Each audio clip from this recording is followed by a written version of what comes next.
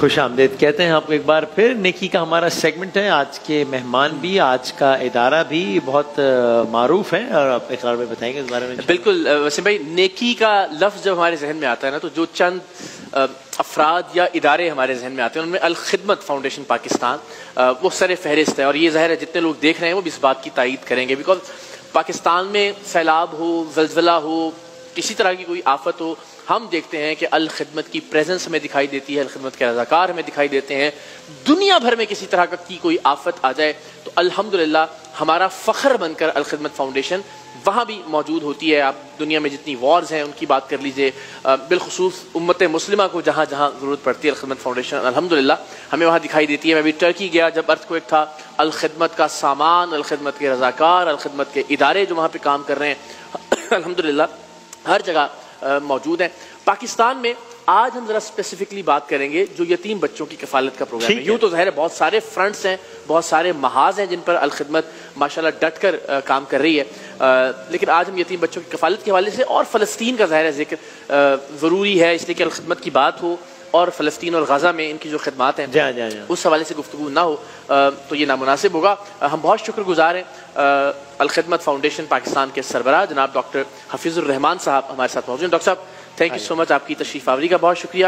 And again پوری قوم کی جانب سے الخدمت فاؤنڈیشن، اس سے وابستہ جتنے بھی رضاکار ہیں، جتنی بھی شخصیات ہیں، ہم سب شکر گزار ہیں کہ ایک جو مثبت چیزیں رہ گئی ہیں یا ادارے ہیں ان میں سے الخدمت الحمدللہ ایک ہے. تو 32,000 سے زائد یتیم بچے ہیں جن کی کفالت ہو رہی ہے. غالباً پاکستان کا سب سے بڑا یتیم بچوں کی کفالت کرنے والا ادارہ ہے الخدمت فاؤنڈیشن الحمدللہ. تو ذرا اس بارے میں بتائیے گا کہ یہ پروگرام کہاں کہاں جاری ہے، آغوش ہومز جو ہیں وہ کہاں کہاں ہیں پاکستان بھر میں؟ اقرار بھائی، پہلے تو میں شکریہ ادا کرتا ہوں آپ کا بھی اور اے آر وائی کا بھی کہ بھی یہ موقع فراہم کیا ہے. بہت شکریہ. اور رمضان کے اس مبارک مہینے میں ماشاءاللہ یہ چیز ہم یہاں پہ بیٹھ کے ڈسکس کر رہے ہیں. آپ نے انٹرو میں یہ کہا کہ قوم مشکور ہے، میں سمجھتا ہوں کہ یہ بات نہیں ہے. الخدمت فاؤنڈیشن ہے ہی قوم کی. کیا کہنے، خود عوام کی ایک آرگنائزیشن ہے جو کہ عوام کی فلاح و بہبود کے لیے کام کر رہی ہے. بے شک یتامہ کی بات تو بعد میں آئے گی، لیکن در حقیقت جو الخدمت فاؤنڈیشن ہے ایک معاشرے کی تشکیل میں لگی ہوئی ہے. صحیح. اور معاشرے کی تشکیل کے لیے آپ خود بہتر جانتے ہیں کہ ہمیں فوکس کرنا ہوگا نوجوانوں پر جو ہماری قوت ہیں. پاکستان کی اگر 24 کروڑ کی آبادی ہے تو 16 کروڑ تو نوجوان ہیں. کیا کہنا. اب وہ 16 کروڑ نوجوانوں کو اگر آپ تعلیم دے لیں، ان کو صحت دے لیں اور ڈائریکشن دے دیں، ویژن دے دیں، آبجیکٹو دے دیں، مقصدیت دے دیں، تو پھر اس قوم کو ترقی کرنے سے کوئی نہیں روک سکتا. تو بنیادی طور پہ تو الخدمت فاؤنڈیشن جو 8 شعبوں میں کام کرتی ہے وہ سب آپس میں مربوط ہیں ایک معاشرے کی تشکیل کے لیے. اب دیکھیے، ہم تعلیم اگر دینا چاہتے ہیں تو 2 کروڑ 62 لاکھ بچے جنہیں سکول ہونا چاہیے وہ اس وقت سکول نہیں جاتے. درست بات. تو ان کو تو کوئی این جی او نہیں پہنچا سکتی. تو الخدمت فاؤنڈیشن نے سوچا کہ اس میں سے جو موسٹ ولنریبل سیگمنٹ ہے اس کو ایڈریس کیا جائے. بالکل صحیح. تو وہ تو پھر یتامہ ہیں. وہ 44 لاکھ وہ بچے ہیں جن کے والدین کا سایہ ان کے سروں پہ نہیں ہے، اور آدھے ایسے ہیں جو سکول بھی نہیں جا رہے کیونکہ افورڈ نہیں کر سکتی ان کی والدہ. تو ہم نے اس کو ایڈریس کیا کہ سب سے پہلے تو اس ایریا کو دیکھا جائے اور ان کو کسی طریقے سے سکول پہنچایا جائے، ان کی تعلیم و تربیت. کیا کہنے. تو اس کے لیے اللہ پہ بھروسہ رکھتے ہوئے اور پاکستان کی عوام کو نگاہ میں رکھتے ہوئے ہم نے ایک پروگرام بنایا. پہلے 2006 میں ایسا پروگرام بنایا کہ بچوں کو، یتامہ کو ایک جگہ دی جائے. وہ جگہ اتنی معزز ہو کہ اس کو یتیم خانہ بھی نہ کہا جائے، سٹگما بھی نہ لگے. اس کو آغوش کا نام دیا، یعنی ماں کی گود کا نام دیا. تو پہلا آغوش بنا. تو اس کا جو معیار ہم نے مقرر کیا وہ یہ تھا کہ اس میں جو بچے آئیں گے ان کو کم سے کم وہ معیار دیا جائے جو ہمارے اپنے بچوں کو مہیا ہے. اچھا، اللہ تعالیٰ کو یہ چیز بہت پسند آئی. تو پھر وہ ایک آغوش نہیں، پھر دوسرا، تیسرا، چوتھا بنتے چلے گئے. اس وقت 23 آغوش ہیں پورے پاکستان میں. ان میں سے ایک ٹرکی میں بھی ہے جو کہ سیریا کے بچوں کو دیکھتا ہے، آپ نے دیکھا بھی ہے غازی انتب میں. اور اس کے علاوہ 10 آغوش مزید بھی بن رہے ہیں. پھر 2012 میں ہمیں یہ خیال آیا کہ یہ کام کافی نہیں ہے، ہمیں کچھ اور پروگرام بنانا چاہیے کہ وہ بچے جو یتیم تو ہیں لیکن ان کی والدہ کا سایہ ہے ان پر، یا کوئی اور رشتہ دار ان کو دیکھ سکتا ہے، کچھ چھت ان کو مہیا ہے، تو ان کا کوئی ایسا بندوبست کیا جائے کہ ان کے کھانے پینے کا انتظام بھی ان کے گھروں میں ہو اور وہ بچے اسکول میں بھی جا سکیں. تو وہ پھر ہم نے انرولمنٹ کی اور ارادہ کیا کہ ہم 5000 بچوں کو ایسوں کو ان کی کفالت کریں گے. اور یہ بیسیکلی یعنی ریسیپینٹ کو ڈونر کے ساتھ ملانے کا ایک پروگرام تھا کہ آپ ایک بچہ آئیڈینٹیفائی کرتے ہیں جو اس وقت ضرورت مند ہے, یتیم ہے, وہ اسکول نہیں جاتا, اس کو ضرورت ہے اس چیز کی, اور ادھر دوسری طرف ایک ڈونر آئیڈینٹیفائی کرتے ہیں, اس کو ایک پروگرام میں لے کر آتے ہیں تاکہ وہ دے اور اس بچے کی کفالت ہو سکے. اچھا, یہ چیز بھی اللہ کو بہت پسند آئی اور آپ دیکھیں ہم نے طے کیا تھا کہ 5000 بچوں کا کریں گے. اس وقت 30,000 سے زائد بچے جو ہیں وہ اس پروگرام کے تحت ہیں. اچھا, اور ساتھ آپ کے آغوش کے بچے ہیں. پھر وہ جو اسٹریٹ چلڈرن جنہیں ہم کہتے ہیں, جو اپنا رزق جو ہے کوڑا کرکٹ سے تلاش کرتے ہیں اور صبح جناب ہاتھ منہ دھوئے بغیر, ننگے پاؤں, ناشتہ کیے بغیر اس کوڑے کے ڈھیر کے اوپر اپنا رزق تلاش کر رہے ہوتے ہیں, ان کو ہم نے ایڈریس کیا اور ان کے سینٹرز بنائے, چائلڈ پروٹیکشن سینٹرز بنائے.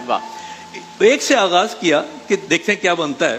اتنا کامیاب ہوا کہ اس وقت 86 سینٹرز ہیں ایسے جس میں 50 سے 60 بچے روزانہ وہاں آتے ہیں اور ان کو نہلا دھلا کے, کپڑے پہنا کے, کھانا کھلا کے ان کی پڑھائی کی جاتی ہے.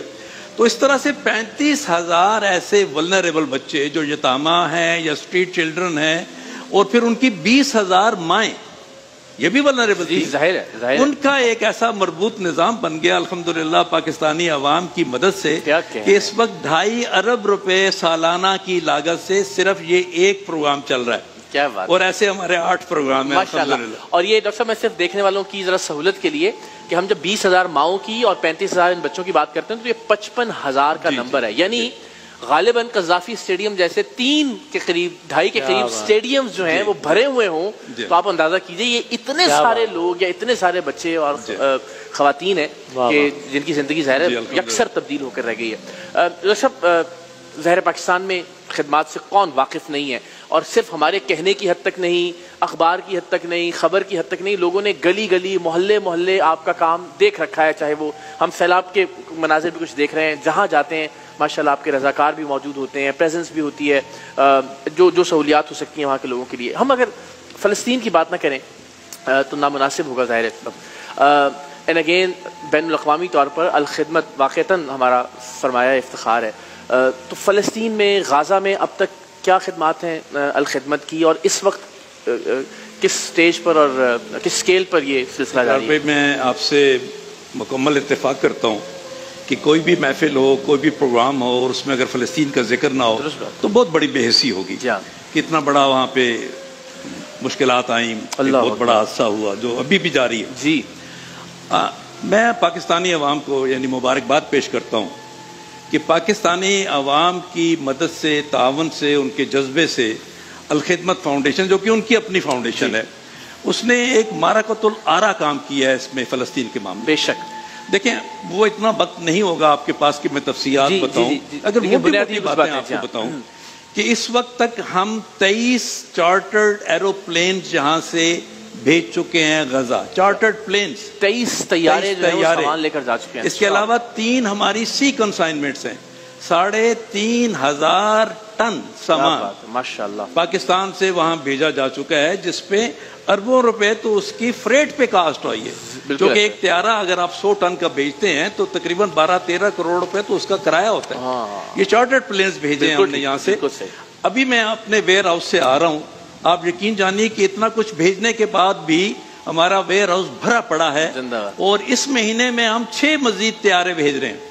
اچھا, یہ سلسلہ تو چل رہا ہے. ہم نے 25,000 ٹینٹ بھیجے ہیں, 50,000 کے قریب ترپالیں بھیجی ہیں, اور بے شمار فوڈ پیکس بھیجے ہیں, اور خواتین کی ہائیجین کٹس بھیجی ہیں, نیونیٹل کٹس بھیجی ہیں, برتھنگ کٹس بھیجی ہیں, بہت ساری چیزیں بھیجی ہیں. لیکن ایک بڑا کام جو ہم نے کیا ہے وہ ہے اگلی جنریشن کو سنبھالنے کا.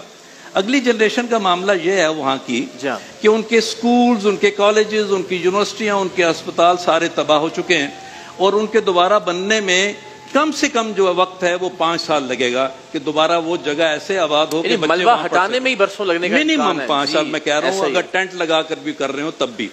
اس میں ہم نے یہ کیا جی, سب سے پہلے میں خود مصر گیا ہوں. اس سلسلے میں 5 دفعہ مصر گیا ہوں. اچھا, جارڈن گیا ہوں, لیبنان گیا ہوں, خود جا کے وہ سارے میں کام کرتا رہا ہوں. وہاں سب سے پہلے ہم نے وہ بچے تلاش کیے جو کہ وہاں پڑھ رہے تھے مصر کے اندر، لیکن اب ان کی فیملیز کی تباہی ہوئی، شہادتیں ہوئی، اب ان کو افورڈ نہیں کر سکتے تھے، تو ان کی کفالت کا ہم نے نظام اٹھایا، ان کو وہاں ان کی یونیورسٹیز میں ہم نے پیمنٹس کی. پھر 25 بچوں کو ہم نے ٹرکی میں داخلہ دلوایا، اس کی مکمل ڈاکٹری کے فائنل ایئر کے اسٹوڈنٹس. اب وہ 25 بچے جو کہ ٹرکی میں پڑھ رہے تھے الحمدللہ انہوں نے اپنی مکمل کر لی، 1 سال گزر گیا ان کا، وہ گریجویٹ ہو کے جا چکے ہیں. اس کے علاوہ ہم 175 میڈیکل اور ڈینٹل سٹوڈنٹس پاکستان میں لائے ہیں، وہ پنڈی، اسلام آباد اور لاہور میں اس وقت تعلیم حاصل کر رہے ہیں. اس پہ ہم کام کر رہے ہیں. ابھی ہم نے رفاح یونیورسٹی کے ساتھ معاہدہ کیا ہے اور کچھ یونیورسٹیوں کے ساتھ معاہدہ کر رہے ہیں، تو نان میڈیکل سٹوڈنٹس جو ہیں ان کو بھی لا رہے ہیں. پہلی کھیپ آ چکی ہے، ابھی میں نے پرسوں ان کو ریسیو کیا اسلام آباد ایئرپورٹ پہ. یہ بچے یہاں پہ 4-5 سال رہیں گے، یہاں پہ بی ایس کریں گے، ایم ایس کریں گے، ایم فل کریں گے، پی ایچ ڈی پروگرام کے بچے ہیں دنیا بھر میں. اب جو پرسوں میں نے بچیاں ریسیو کی، یہ 10 بچیاں تھیں، یہ 16, 17, 18 سال کی بچی ہیں، جن کے ان میں کسی کے والد شہید ہیں، کسی کے والدہ شہید ہیں، کسی کے بھائی بہن شہید ہیں. ہماری جو ایک میڈیکل کی اسٹوڈنٹ جہاں پہ پڑھ رہی تھی، آپ اس کا ذرا ذکر دیکھیں کہ وہ اپنی ایک بہن کو بھی لے کر آئی جو کہ زخم بھری پڑی ہے زخموں کے ساتھ، خود وہ پڑھ رہی ہے، اس کا ایک بچہ اس کے ساتھ ہے، اور ایک زخمی بہن لے کے آئی ہے جس کے ہم ایک بڑے ہاسپٹل میں اسلام آباد میں اس کا علاج کروا رہے ہیں. اب وہ بچی جو زخمی ہے اس کا جب انٹرویو کیا تو وہ بتاتی ہے جی کہ جب دھماکہ ہوا اور میں بے ہوش ہو گئی اور جب مجھے ہوش آیا تو یہ میری بہن آئی میرے پاس، یہ جو اس وقت اس کے ساتھ ہے. اس نے کہا کہ میری بہن اب تو اور میں اور میرا بچہ بچے ہیں، ہمارے والدین بھی شہید ہو گئے ہیں، بہن بھائی بھی شہید ہو گئے ہیں، گھر تباہ ہو گیا، ہم کل یہ کائنات. اب وہ بچیاں دونوں اٹھ کے پاکستان آئی ہیں. پاکستان کی قوم کو میں مبارکباد پیش کرتا ہوں، ان کو سلوٹ کرتا ہوں کہ انہوں نے ان کا استقبال کیا ہے، ان کو اپنے پاس رکھا ہے. ہم تو ریپرزینٹ کرتے ہیں نا پاکستانی قوم کو. اب ان کا علاج بھی ہو رہا ہے، ان کی پڑھائی بھی ہو رہی ہے. کیا کہیں ڈاکٹر صاحب، ایک چیز میں ضرور چاہوں گا اس کی وضاحت ہو کہ ظاہر ہے بالعموم بہت سارے افراد، جب فلسطین کی بات ہوتی ہے، غزہ کی بات ہوتی ہے، کوئی بھی مسلمان اور بالخصوص پاکستانی، چاہے وہ یہاں ہے چاہے اوورسیز، اپنا ہاتھ روکتا نہیں ہے. لیکن کچھ خدشات ہوتے ہیں، کچھ سوالات ہیں، میں چاہتا ہوں اس کی ویریفیکیشن ہو جائے. ایک یہ عمومی تاثر ہے کہ جی جتنا بھی ہم دے رہے ہیں غزہ کے لیے وہ پہنچ نہیں پا رہا ہے وہاں پہ، اس کی ذرا وضاحت فرما دیجیے. تو اقرار بھائی سیئنگ از بلیونگ کی بات ہے. جی بالکل، کہ اس وقت ہمارے 11 خود غزہ کے جو نوجوان ہیں، ہمارے امپلائیز ہیں جو غزہ کے اندر ہیں، روزانہ کی بنیاد پہ وہاں پہ جو کام ہوتا ہے اس کی ویڈیوز بنا کے بھیجتے ہیں، جو ہم سوشل میڈیا میں بھی دیکھتے ہیں. اور جو ٹرانسفر آف ساری جو ایک ہیومینیٹیرین ایڈ ہے، میں خود جاتا ہوں مصر سے، وہاں سے بھیجتے ہیں. وہ یہ رفح کراسنگ کے ذریعے یہ میں سے خیال آتا ہے وہ یہ کہ وہاں تو کام ہو رہا ہوگا، لیکن وہ خیال یاد ہے کہ تو اسرائیل نے سارے راستے ہی بند کیے ہوئے، تو وہاں تک رسائی ممکن ہی نہیں ہے، تو کیسے پہنچے؟ یہ ذرا سمجھائیے. بڑا اچھا سوال ہے. جب رفح مئی میں بند ہوا 2024 میں، تو اس کے بعد اس کے قریب ہے ایک اور کراسنگ ہے، اس کو کریم شلوم کہتے ہیں، ٹھیک ہے، اس کو اوپن کیا گیا اور اس کی مین انٹری جارڈن سے دی گئی. جارڈن سے آپ پھر غزہ جو ویسٹ بینک ہے پورے کو کراس کر کے 7-8 گھنٹے لگتے ہیں، کریم شلوم سے جاتے ہیں.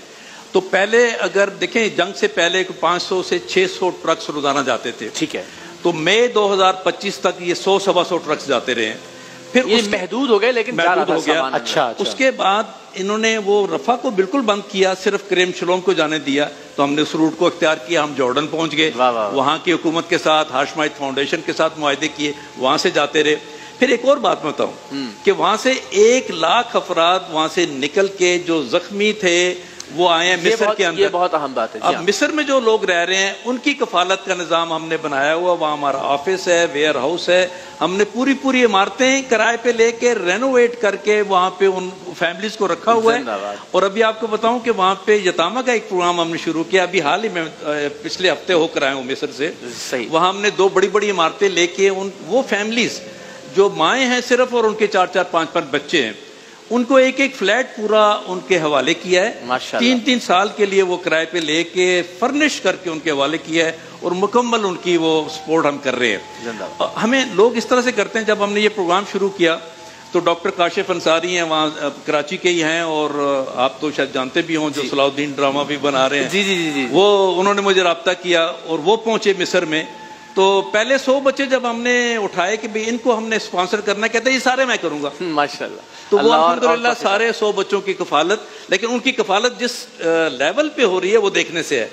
बेहतरीन फर्निश्ड अपार्टमेंट्स के अंदर रख के, जिसमें हर सहूलत है। अभी मैं गया हूँ, उन बच्चों को एक एक फैमिली को एक एक लैपटॉप भी देकर आए हैं, ताकि रमल्ला के अंदर जो वहाँ पे उनकी क्लासें होती हैं तो वो उनको भी अटेंड कर सके। ये मैं जरूर डॉक्टर साहब कहना चाहूंगा, यानी मैं सिर्फ ये कि जो अलखिदमत से वाबस्ता अफराद है ना, उनका सिर्फ पैसों की हद तक या वसाइल की हद तक नहीं, अपना वक्त जिस तरह से देते हैं। मैं भी जब ये टर्की अर्थक्वेक के लिए हम गए तो इफ्तिखार साहब जो पेशावर में हैं, तो मैंने वहाँ देखा कि वहाँ जो बच्चे हैं जो सीरियन वॉर में यतीम हुए और यहाँ पे गाजी अंतप में हैं, वो बाकायदा उन्हें एक फादरली फिगर के तौर पर उनके लिए वो बारबेक्यू का एहतमाम कर रहे थे, और वो हर बार सिर्फ उनसे मिलने जाते हैं। बाकी वसाइल तो अपनी जगह, ये जो आपकी वाबस्तगी है अपने कॉज से, मकसद से, ये काबिल तहसीन है तमाम अफराद जो भी अलखिदमत से वाबस्ता। इसमें इकरार पे मैं अच्छा किया आपने ये बात बताई। वजह उसकी क्या है? वजह उसकी ये है कि देखिए, मैं सदर हूँ, मेरे साथ 10 नायब सदूर हैं, 5 असिस्टेंट सेक्रेटरीज हैं माशाअल्लाह, और पूरी एक टीम है जी।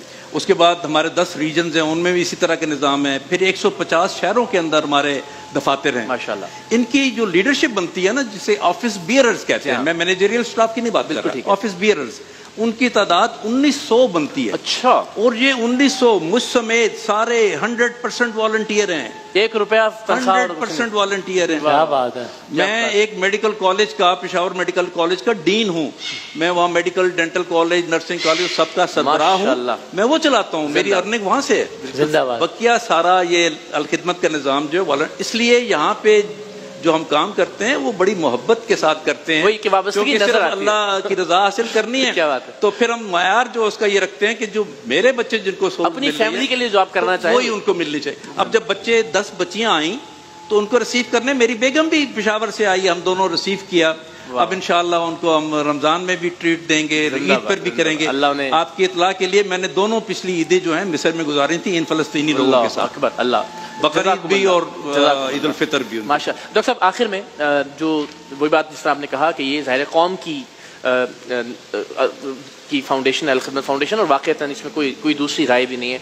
वो अफराद जो किसी भी तरह से दामे दरमे सुखने कदमे किसी भी तरह से अलखिदमत का साथ देते हैं, अगर आप उनसे मुखातिब होकर जी, एक तो सच्ची बात है, मैं उनका शुक्रिया अदा करना चाहता हूँ। मैं उनके लिए मोहब्बतें मेरे पास हैं, मैं उनसे मोहब्बत करता हूँ कि वो ये काम करते हैं। अब जब यतामा का कफालत वो करते हैं तो मैं उन्हें नवीद सुनाता हूँ, और मेरी तरफ से तो नवीद नहीं है, प्यारे नबी की तरफ से नवीद है कि भाई एक यतीम की आप कफालत करोगे तो जन्नत में मेरे साथ ऐसे होगे। आपने इशारा करके फरमाया, वो हमने स्लोगन बना लिया उसको, उस हदीस को स्लोगन बनाया कि कफालत यतीम से जन्नत का हसूल भी, रफाकत रसूल भी। तो आप जन्नत का हसूल भी हासिल करें और रफाकत रसूल भी हासिल करें।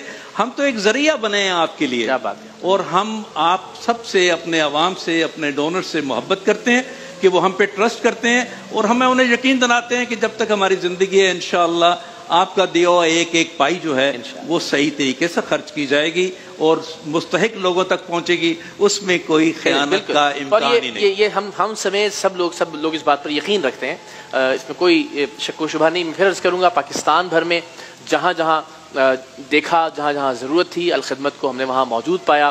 पाकिस्तान के बाहर भी बिलखुसूस उम्मत मुस्लिमा को जहाँ जहाँ मुश्किल वक्त उन पर पड़ा, जहाँ जहाँ मुझे इत्तफाक हुआ जाने का, कवर करने के लिए, वहाँ मदद करने के लिए, अल्हम्दुलिल्लाह अलखिदमत को वहाँ भी हमने पेश देखा। तो इसमें कोई शक नहीं कि अलखिदमत अल्हम्दुलिल्लाह हम सब का सर फ़ख्र से बुलंद कर रही है, आलम इस्लाम में भी अल्हम्दुलिल्लाह। इंशाल्लाह बहुत शुक्रिया तशरीफ आवरी का, और इंशाल्लाह यही चिराग जलेंगे तो रोशनी होगी, सब मिलके अपने हिस्से की शमा जलाएं, ताकि आपने देखा भी किस हद तक ये दायरा वसी है पाकिस्तान में भी और पाकिस्तान से बाहर, खासतौर पर गज़ा वाला मामला ज़ाहिर है बहुत ज़्यादा हसास भी, हम सबके दिल से बहुत करीब है। तो अलखिदमत की आज मजबूत कीजिए इंशाल्लाह। तशरीफ आवरी का बहुत बहुत शुक्रिया। एक ब्रेक के बाद इंशाल्लाह। जज़ाकल्लाह। मैं एक बात सिर्फ कहना चाहूँगा कि मुख्तलिफ प्रोग्रामों में जाता रहता हूँ, लेकिन आप दोनों भाइयों के साथ जब भी प्रोग्राम किया तो बहुत अरे जज़ाकल्लाह, आप बहुत मोहब्बत से करते हैं, बड़ी नाज़िश, बहुत बहुत शुक्रिया। अल्लाह बहुत। ब्रेक के बाद दोबारा